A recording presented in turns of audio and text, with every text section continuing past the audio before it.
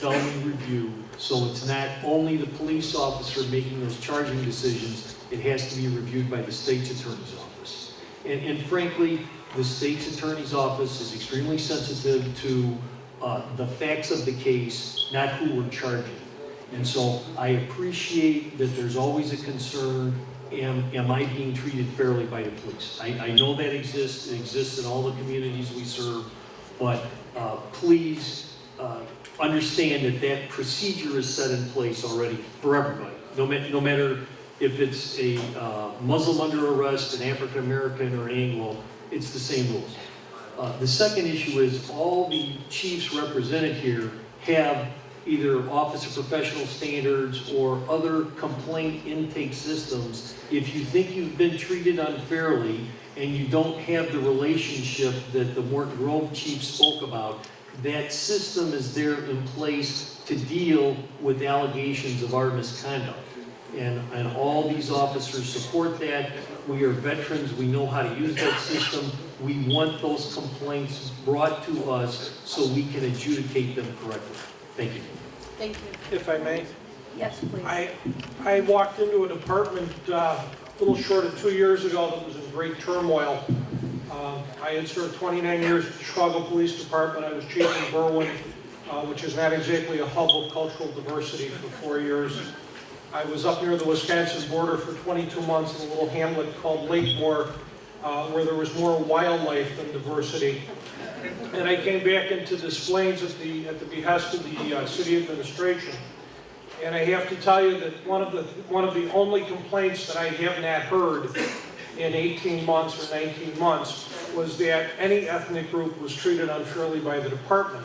But as Chief Eddington has said, if someone feels that they've been treated unfairly, unjustly by the department, call my office. Talk to the watch commander. If it's after 7 o'clock, 8 o'clock at night, talk to the watch commander. If you want to make a formal complaint, we will investigate it fully. But the killer in law enforcement and the killer in society is to assume. It's to assume that someone's being treated differently because of the color of their skin or because of their religious beliefs.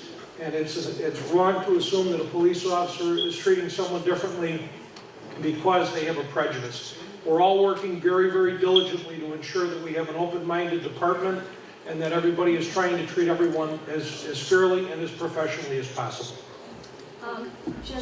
Police Chief, related to that, we have quite a few questions on the issue of sort of misconceptions and misunderstandings within the community.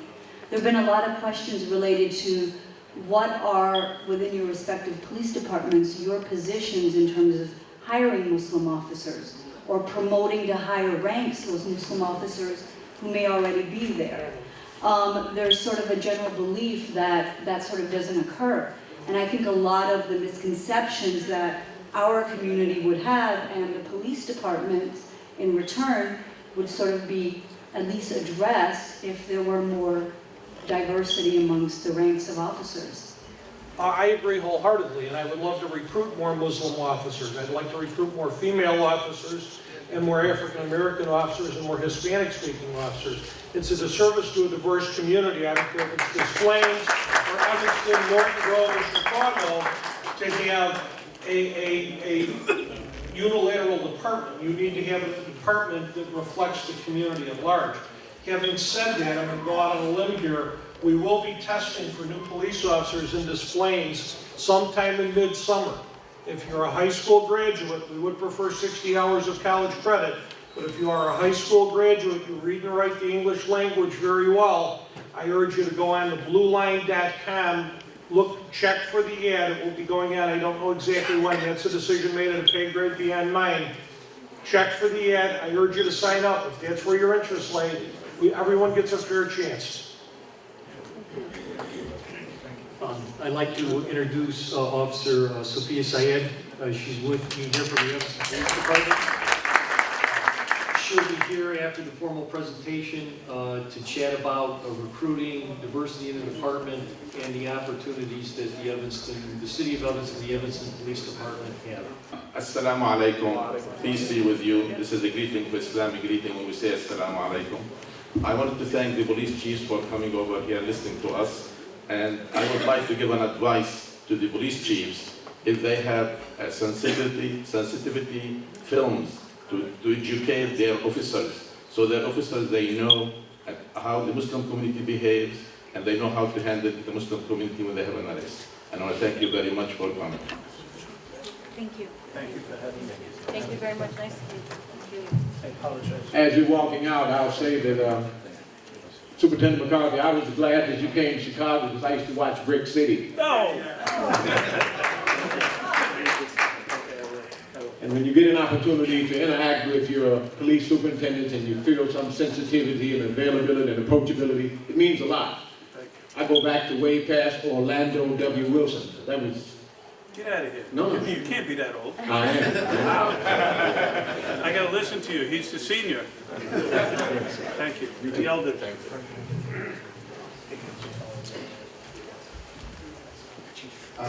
This is a very local question on the 17th district. I don't know if you can answer this. Okay. There have been members of the community who've been asking for the last 10 years for a liaison officer for the Muslim centers in this area, and they're wondering if that's going to ever happen. And the other concern was parking issues around the mosques. Again, I'm Commander Thomas Walter. I'm from the 24th District. We do border the 17th District. I can relay that to Commander Ramirez, who's in charge of it, and his XO, Tom Karnick. I'm sure we can get something. 24th District does have, we have 10 officers who speak various Islamic dialects. We have that. As far as the parking goes, always an issue. I can say this, that Devon Avenue in the 24th District is my main business strip. Traffic, if you've ever driven on it, is at an absolute standstill.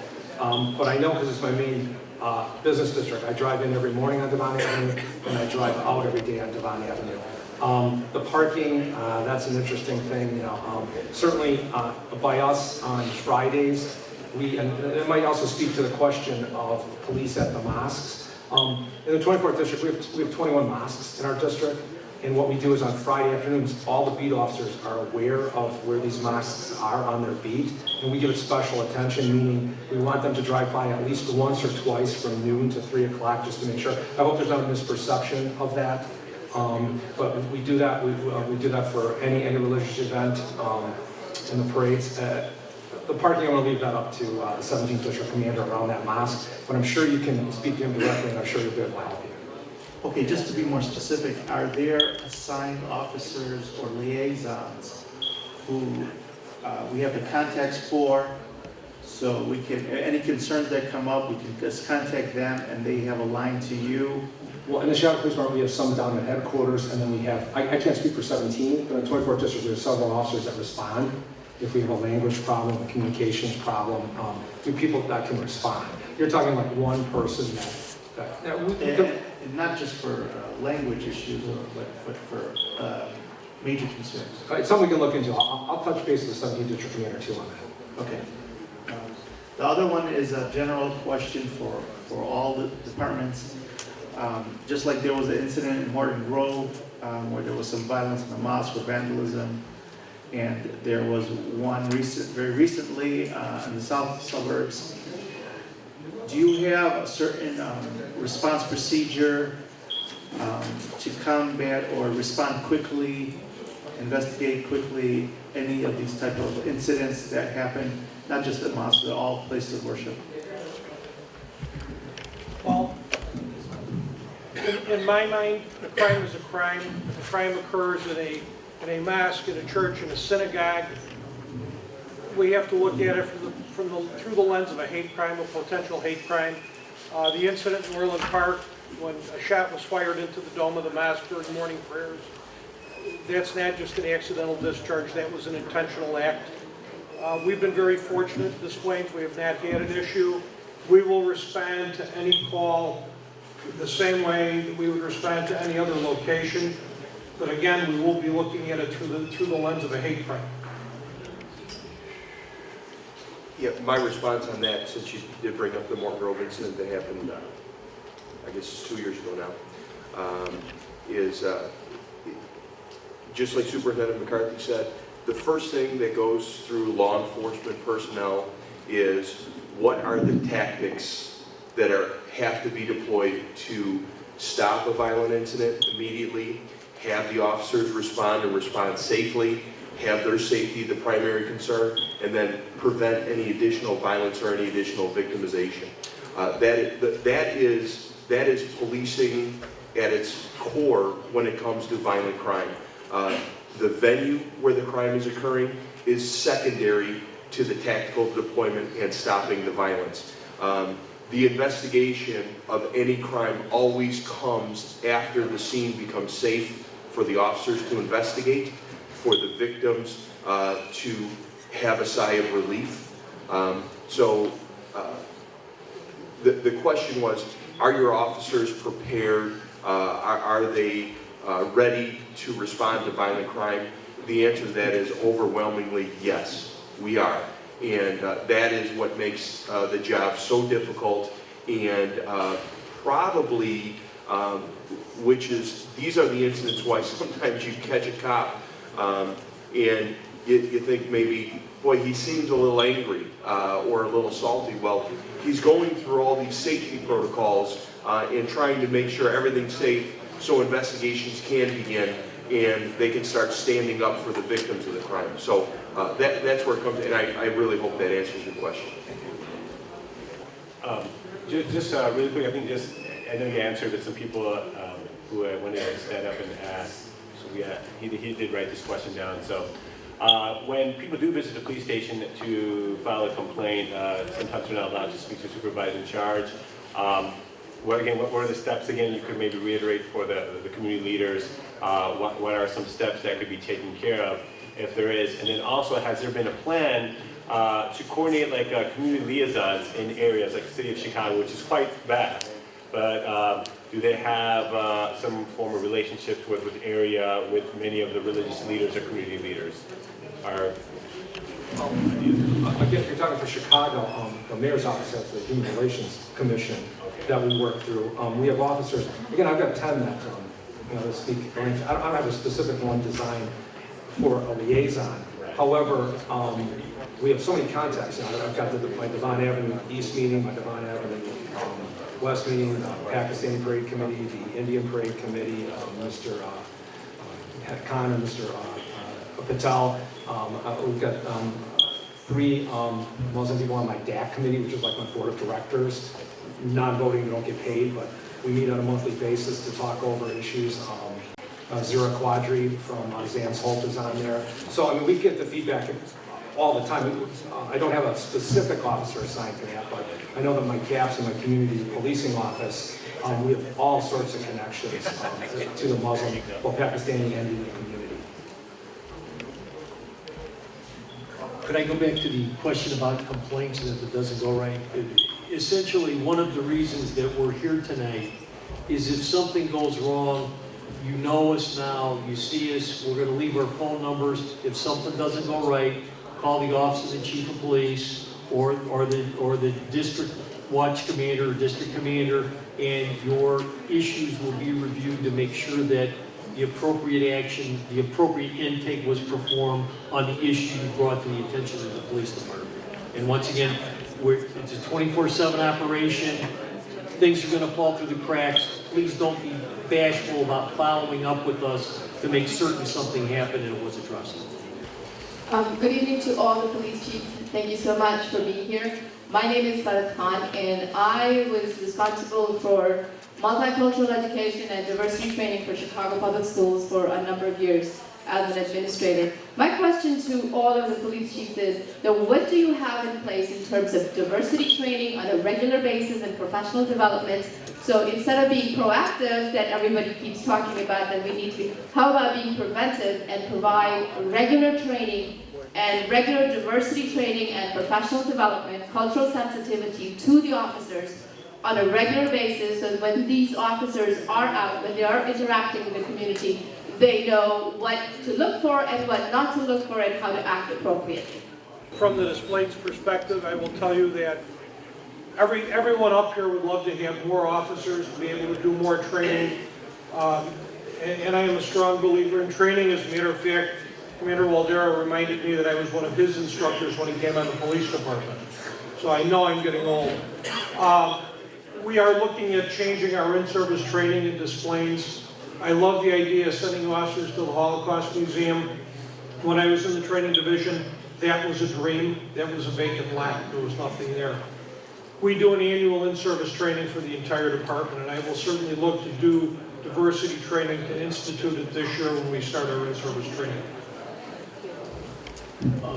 We also have an in-service training component, and for the last 2 years, we've brought in a diversity trainer, and all our civilian and sworn personnel have been through that training cycle for the last 2 years. I think I was much more targeting on diversity training and professional development on a consistent and a regular basis, sponsored by or by the police departments, and not just once a year, but something that goes on a regular basis and maybe targeted specifically to the South Asian, to the Muslim communities, because as all of the chiefs indicated at the beginning, that every community has different needs.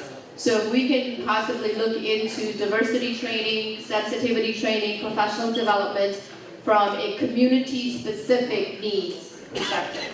I think we all understand that, we all greatly appreciate it, and one of the driving principles that I've tried to instill in every department that I've been, if it was Chicago or if it was any of the other suburbs where I've been chief, is that the officers need to treat the people they come in contact with the way they want to be treated.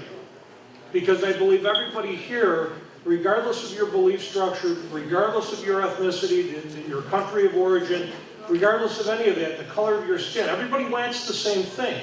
You want to be treated with dignity and respect. You don't want to be treated like a criminal. You want to be treated like a resident of the United States, a citizen.